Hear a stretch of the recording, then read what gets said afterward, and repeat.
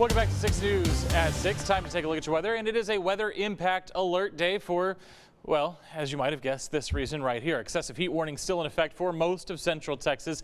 Heat advisories in effect for the eastern and northern periphery. But again, it is hot everywhere you go. We're splitting hairs at this point. Of course, all of this in effect because we did hit 104 today in Waco. Actually hit 105 today in Temple. So again, another hot day, another 100-degree day in a row. In fact, today was the 9th day in a row that we've hit 100 degrees. For the year 2024 now as a total, we're at 16 days. Our average number of 100-degree days in a year is at 24 over the last 30 years or so. So that's kind of the number that we use as kind of our litmus test, right? And we're getting kind of close there with 16 days. But of those 16 days, take a look at this. Better part of 2 weeks of those days have fallen within the month of August. That tells you just how decent July was and June was as a whole. So again, just the last couple of weeks, it's been abnormally hot. And again, getting those triple digits numbers back up. But the summer as a whole has been kind of okay when you look at it, especially going back to June and July.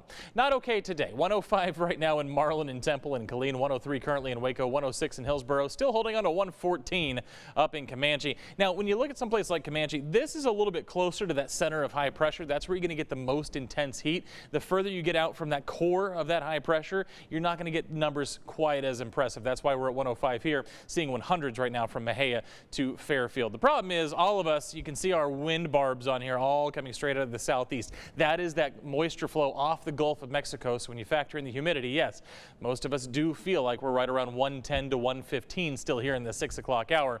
And that is very uncomfortable. So that's why I said just give it a few hours. If you have anything outdoors you need to do, just wait until 8, 9 o'clock tonight.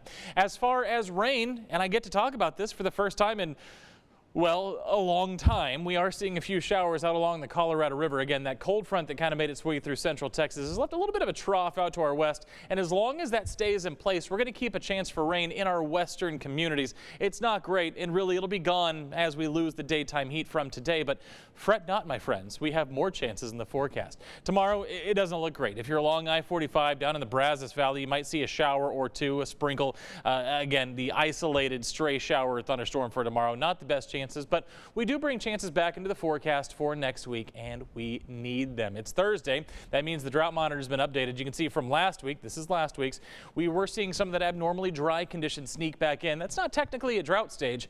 Unfortunately, as we update it to this week's, yes, we are seeing that level 1 moderate drought start to creep back in. So if we can start putting rain chances back on the forecast, that would be ideal.